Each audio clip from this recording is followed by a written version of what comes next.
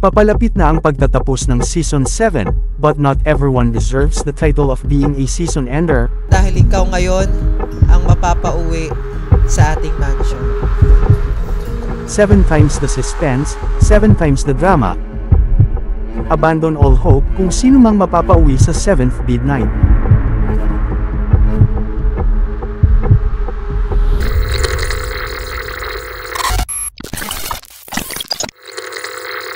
We are 1 month away in knowing who's going to take home the 1 million pesos and the title of season ender. Pero sa ibang content creators, mukhang napapanghinaan na yata sila ng loob.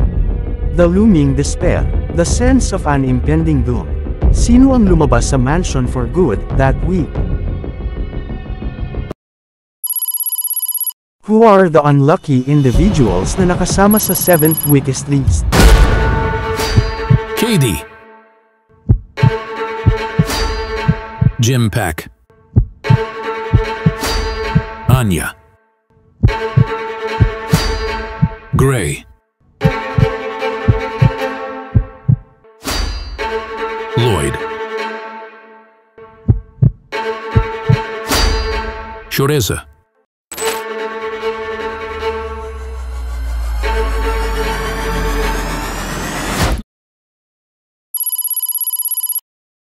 I'm still questioning myself kung bakit yung part ako ng weakest kasi alam ko after ng paging part ko last time ng weakest, binigay ko yung best ko.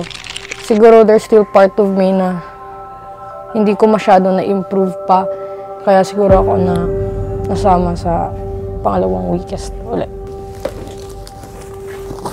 Nangihinayang ako sa part na I won't have any memories here anymore hanggang ma-end pa yung season with my co-CCs.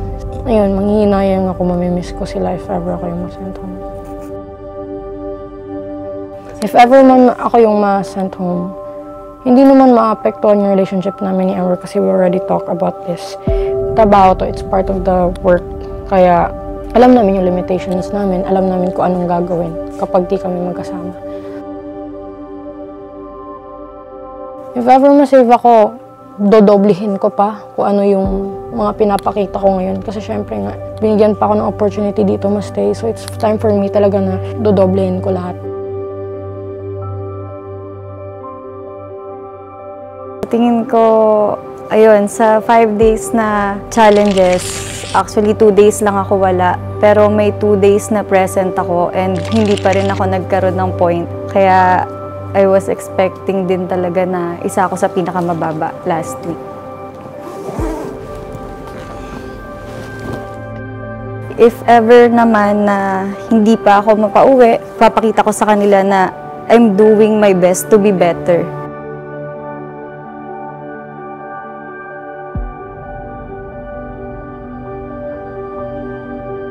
Sa weakest na naman ako, siguro para sa akin dahil mahina ako sa live selling.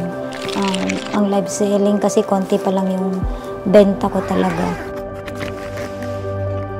If ever man na ako yung mapauwi, ang mamimiss ko talaga is yung, syempre yung mga kapwa ko sisi. Kasi madami din ako naka-close, halos lahat sila. If ever din na ako yung masave. Di ba sabi nga nila, hindi ko pa daw naibigay lahat, o hindi ko pa nailabas lahat. Umalis daw ako sa aking comfort zone. Pero alam nyo guys, yun talaga ako. Sa tingin ko, namikis ako ngayon dahil sa sales ko. Mahina ko sa sales ngayon dahil na-violation ulit yung TikTok account ko. Bali man kung hindi ako ma-send home, more improvement pa ako, gagalingan ko, times 2 ko na kasi gusto ko magiging season ender. May mga times na hindi ko nagawa yung mga deliverables. I mean yung mga postings, kailangan din naman kasi ng posting dahil sa sobrang busy namin. Kung nasento man ako, sobrang mamimiss ko kayong lahat. The House of Collab Season 7, mamimiss ko kayo. Kung ma-save man ako this week, may marami pa akong mapapatunayan sa inyo. Kaya papakita ko sa inyo na pang 1 million talaga ang performance ni Lloydie.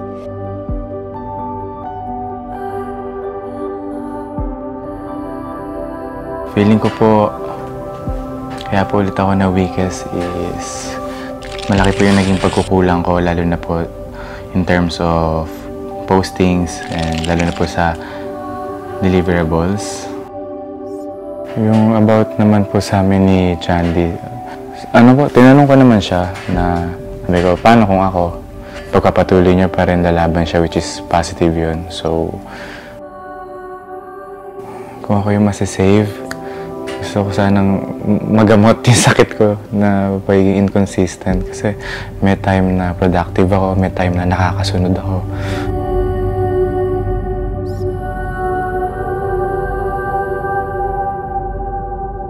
Ayan, Biyernes na naman at nandito tayo sa pinaka-inaabangang TikTok livestream ng Talk.Live. This is the 7th weekly Midnight. Ito ang most anticipated live show ng The House of Collab tuwing Friday.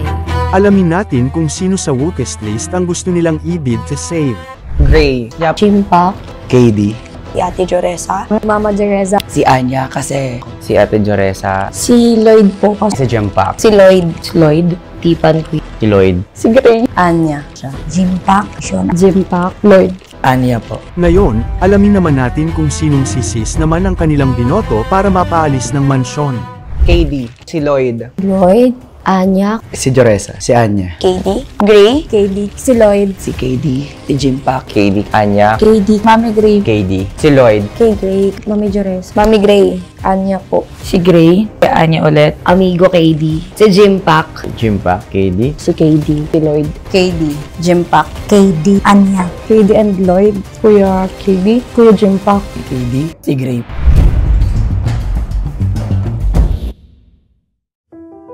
Kahit na panghihinaan sila ng loob at that moment, ay may mga malapit sa kanilang buhay na nagbigay ng mensahe to uplift their spirits. Sa isang samahan, may mga tumatahak na matatag sa kanilang landas at hindi sumusuko. Mayroon naman mga iilang na pagpasya ng ihagis ang tuwalya ng pagsuko upang pumunta sa kabilang dako. Ibang kalsadang babagtasin, mabatuman o mahirap ang landasin, ay nasa ating kung paano tayo doon makakarating. Ganun talaga sa isang samahan. Hindi tayo lagi makakasama sa laban. May mga bagay na hinaharap ng magkakasama at mayroon din mga pagsubok na dapat harapin na nag-iisa. Alam ba, darating talaga tayo sa point na minsan kailangan natin kumalas sa samahan, sa jaman nito or sa pilitan upang ma-realize natin kung anong aspeto pa sa pagkatao ang pwede pa nating baguhin at ayusin. Pero alam mo ba, Dens, na ang pinaka-importante ang suporta ng mga taong nakapaligid sa'yo. Pamilya mo man yan, kaibigan, asawa, or fans mo, ang mahalaga ay mayroong naniniwala sa'yo. Kaya bago ko tatanungin, Joresa, meron kaming inihandang mensahe galing sa matalik mong kaibigan or malapit sa'yo. Kaya panoorin mo muna to. Hi, sa aking anak, Julissa. Proud na proud kami sa'yo dahil hindi ka talaga sumusuko. Galingan mo dyan kasi matagal mo na yung pangarap. Laban lang hanggang sa dulo. Narito lang kami para sa iyo. We love you. At kay Jimpak naman, gayon din, may isa sa mga mahalaga sa buhay mo na may gustong magbigay ng mensahe. Jimpak, alam namin na kaya mo ang lahat ng pagsubok. Kahit anong mangyari, nandito lang kami. KD o tinatawag ko palaging Tokayo. Meron din kaming inahanda para sa'yo, kaya panoorin mo to. Hi, Kyle. Anak, just want to let you know I'm proud of you and what you've accomplished at a young age. Continue to improve yourself, be the best version of yourself each and every day of your life. And always remember, we, your family and friends, are here to support you each and every step of the way. You take care, anak. I love you. Bye-bye. Lloyd D. Alam naming mabigat ang nararamdaman mo ngayon. Pero gayon din, may tao din na gustong magpagaan ng loob mo. Panoorin mo to. Hey Lloyd! Kamusta ka na dyan? Proud na proud kami sa iyo. Alam mo yan, araw-araw ka namin napanood. At saka galingan mo dyan ha. Alam mo naman, namimiss ka na namin. At saka gusto namin na ma-way to save po kayo. Kasi kahit papaano, kahit anong mangyayari, laban lang tayo for 1 million. At saka, andito kami, sumusuporta sa iyo. Alam mo naman, namimiss ka namin. Tandaan mo yan, mahal na mahal. Mami Gray, meron din kami inihanda sa'yo bago namin ibato ang katanungan mula sa'yo. Hey Mami Gray, kamusta ka dyan? Sana okay ka lang. I've heard about the ranking this week na nasa weakest ka, pero okay lang yan kasi you're one of the strongest person I know naman. So, regardless sa kung ano yung magiging results, susuportahan ka namin all throughout. We love you so much. At finally, Anya, gayon din, may gusto ding magbigay ng mensahe sa'yo para gumaan ang loob. Hi Anya, hi Yai. So gusto ko lang sabihin sa'yo na super proud ako. Super proud si ate sa lahat ng mga na-achieve mo, kung saan ka man ngayon, kung ano yung mga narating mo at sino ka ngayon. Super proud ako. At huwag mong kalimutan yung mga naging sakripisyo mo para lang maabot mo yung mga bagay na meron ka ngayon at kung sino ka ngayon. Laban lang, andito lang ako, mahal na mahal kita, at super duper proud ako para sa'yo. I love you! Hello, I'm Ashleya, second mom ni Anya, or tawagin lang Mama Ash.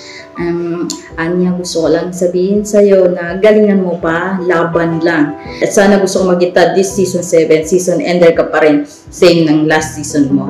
And good luck na. At Joresa, alam namin ang kwento mo, ang motivation mo, at ang sipag mo sa trabaho. Pero sa industriyang ito, hindi sapat ang sipag lang. Kailangan din ng diskarte. Joresa, totoo bang hindi ka ganun kalakas ang impluwensya mo sa mga social media platforms? Jimpak, masaya kami na nagkasama kayo sa isang mansyon ng kasintahan mong si Gay. At sabi nila, isa kayong power couple. Pero ang tanong, totoo bang hindi mo kayang tumayo sa sarili mong paa kapag wala siya? At nakadepende ka na lang din sa reality na ito, so much to the point na hindi ka na nakikipag-collab sa iba. At ikaw rin ang pinakamababa sa live sell. KD, pero ito ang katanungan ko sa'yo. Totoo bang mapagmataas ka na at namimili ka na lang i-collab? Isa pa din daw sa rason ay ang mistulang pagkawala ng amor mo sa paggawa ng deliverables at iba pa. Totoo ba yun? At ito na ang katanungan ko sa'yo, Lloyd. Every week, ikaw ang nagtatanong sa ibang sisi ng mga tinatanong namin ngayon. Kaya, tanungin mo ang sarili mo, saan ka nagkulang? Nagkulang ka raw ba sa manners dahil bastos ang ugali mo, according sa ibang content creators? O baka nami-misinterpret ka lang nila? Alam namin bagito o baguhan ka pa lang sa content creation. Pero if you want to step up, kailangan mo ring makipagtunggali sa ngalan ng 1 million pesos cash prize. Sabi ng iba, hindi ka daw humaharap sa live ng talk at tila umiiwas sa harap ng mga viewers. Totoo ba yun? Tinaguri ang gem or one of the gems of season 6 ka. Pero over the last few weeks ay tila ba nag-tarnish na ang kinang mo dahil hindi na raw tulad ng dati ang pinapakita mong performance ngayon. Masyado ka na raw naging komportable. Totoo ba ito? Ang aming tatawaging pangalan ang siyang magpapatuloy pa sa showdown ng 1 million pesos sa The House of Collab. Ikaw ang unang bid to save ngayong gabi? Ang unang bid to save ngayong gabi?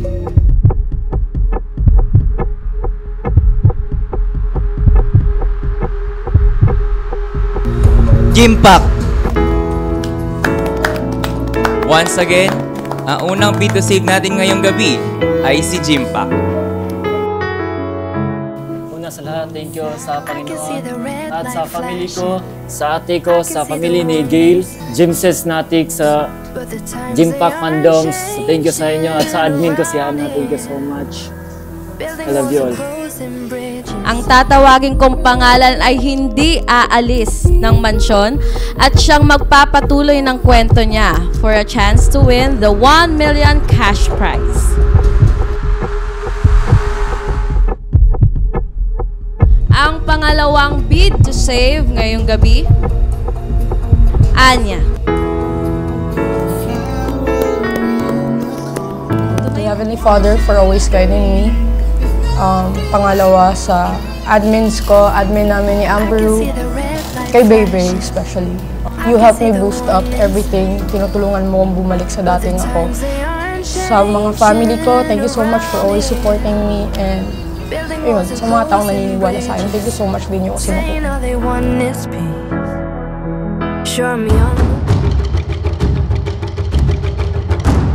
Ikaw, ang content creator na papasok ngayong gabi. Mag-impake ka na dahil papasok ka na. Congratulations! EJ Perez!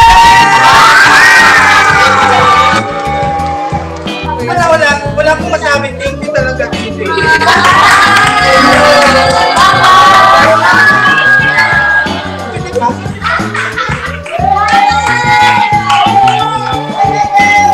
At dahil isa lang ang pumasok, isa lang ang pumasok, isa rin lang kaya ang lalabas? Ooh. Habang lumalalim ang gabi ay mas lumiliit ang chance ng isa sa kanilang masave. Magpapatuloy pa ang journey. Inside the House of Collab, the lifeline for your journey will continue. No more tears because you're staying here tonight. You are the third save tonight. Lloyd D. Stand up and say your message. Lloyd D, congratulations. Sa lahat ng mga naniniwala, unang-una kay Lord dahil another chance na naman ang binigay mo sa akin. Na itong chance na binigay niyo sa akin, pagkakataon ko na to para mas patunayan at mas ipakita ko pa kung sino nga ba si Lloyd D. Ang ating fourth saved tonight. Ang pang-apat na save tonight. Ikaw ang save tonight. KD. Woke up cold and out of touch. KD, you are saved tonight. Kaya gusto ko lang rin po magpasalamat kay daddy ko na lagi nandyan sumuporta sa akin, sa Mochi Babies, sa management, thank you po. Sa mga kapwa ko, Sisi, maraming salamat po. At ngayon ay dalawa na lang ang natitira. Yes. Ang ating nag-iisang Tipan at Mommy Gray. Ang unang babanggitin natin ay ang saved ngayong gabi. Ang unang babanggitin namin ay ang pangalan ng masasave tonight. Ikaw ang ikalimang save ngayong gabi.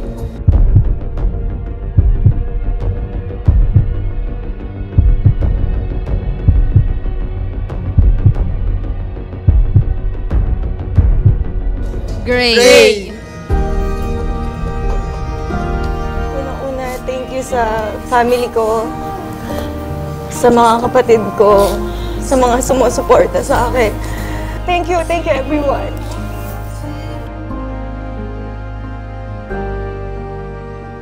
Maraming salamat, Ate Tipan, dahil ikaw ngayon ang mapapauwi sa ating mansion. Mapa, hindi pa ito ihinto. Patuloy pa din yung ito yung pangarap ko, ito yung pangarap ko. At sa mga supporters ko dyan, sa mga walang sawang nag-support sa akin, sa mga pantikwenyan, sa Kasbinatings, thank you sa inyo. Ito lang yung may papangako ko sa inyo. Hindi pa rin ako mapapagod na pasayahin kayo. Dito na ba kaya nagtatapos ang journey ni Joressa sa Thok Mansion? Joressa! Joressa! Ikaw ay saved din ngayong gabi! Sabi ko na, it's a prank! Kaya pala hindi ako maiyak-iyak. Bakit gano'n? Kasi walang umuwi sa The House of Collab 24 content creators. Ito ang first time ang ating 8 midnight na walang napauwi. Pero may pumasok. Pero nadagdagan tayo ng isa. Thank you sa pag-prank. Thank you, Tok, sa pagbibigay sa akin ng chance ulit na ma-improve sa lahat na deserve ko pa talagang magstay dito at makuha yung 1 million. For the first time in Season 7, every CC sa weakest list ay saved that week. We should learn that there's always hope, and it's not over till it's over. We are hoping that they will improve for the better. Catch us every day starting 1 PM sa Talk.Live for more exciting challenges, and every Friday at 8 PM to watch the midnight. Kung ikaw ang tatanungin, deserve ba nilang masave lahat o hindi?